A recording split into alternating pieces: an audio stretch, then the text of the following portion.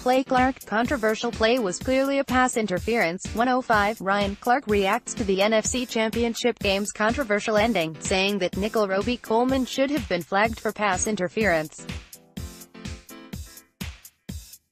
105, 12:21 p.m. Above all else, NFL replay is designed to save the league from itself. Its goal is to correct clear and obvious mistakes. But when a clear and obvious mistake occurred late in the fourth quarter of Sunday's NFC Championship game between the Los Angeles Rams and New Orleans Saints, there was nothing the replay system could do. Referee Bill Vinovich's crew missed an obvious pass interference call on Rams cornerback Nickell Robey-Coleman, a painful reminder that it is not reviewable under current NFL rules. That must change, and there is a chance it happens this offseason. Remember, most NFL rule modifications are usually reactions to massive controversies. We go into these league meetings and we sit as an ownership group and we don't further evaluate the replay system, Saints coach Sean Payton said after the game. We've got plenty of technology to speed things up. Look, I'm on the competition committee, so hopefully that provides a voice. But man, I hope no other team has to lose a game the way we lost that one today. Played Brees throws to Tommy Lee Lewis and Nickell Robey-Coleman appears to hit him early, but no pass interference is called. Owners have long been reluctant to expand replay to include penalties and especially judgment calls such as pass interference. Their goal always has been to limit replay to objective decisions. Was a player down by contact? Did he land in bounds? Was he over the goal line? And to this point, owners have wanted subjective calls to remain an on-field, real-time judgment without the help of technology. In most cases, that's understandable. Pass interference is in essence a judgment of whether a defender materially prevented a receiver from catching the ball in an illegal way. An official must judge whether contact was forcible or incidental. Was it initiated by the defender or was it a collision? Judgment from a replay official would be no less subjective and, in most cases, would force the play to be re-officiated in the booth. Everything you need this week: 2018 playoffs coverage, full schedule, full standings, 2019 draft order, top 28 picks, more NFL coverage. But officials are human, which means sometimes they're just going to make mistakes that can be seen by everyone but them.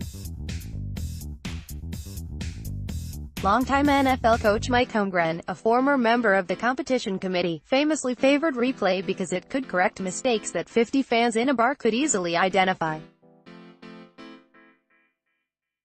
That's the argument for adding pass interference to replay. Although it would be a significant step, allowing replay to determine whether the call was justified, or if an obvious foul was missed, would not bring down the Republic. How do we know that? The Canadian Football League has allowed pass interference to be reviewed since 2014.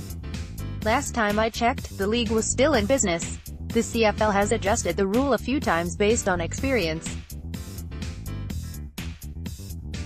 In 2018, coaches have only one challenge at their disposal. They challenged 42 defensive pass interference calls, and of that total, 20 were overturned. That's hardly a massive disruption to the game, another concern expressed whenever the subject of replay expansion occurs. There would be no reason to add additional challenges to an NFL coach's allotment, 2 initially, with a third added if he wins the first 2, and reviews that occur during the final 2 minutes of the half are generally kicked. Play Nickell Robey-Coleman says thank you to the referees for not calling pass interference on a pass to Tommy Lee Lewis late in the fourth quarter. The bottom line is that the NFL has the technology, capacity and now the urgent incentive to add pass interference to replay. The point would not be to rejudge close calls in slow motion. It would be to avoid precisely the debacle the NFL encountered Sunday. Put simply, this no call almost certainly determined which team would represent the NFC in the Super Bowl. Careers and legacies were impacted. Sunday already was a bit of a perfect storm.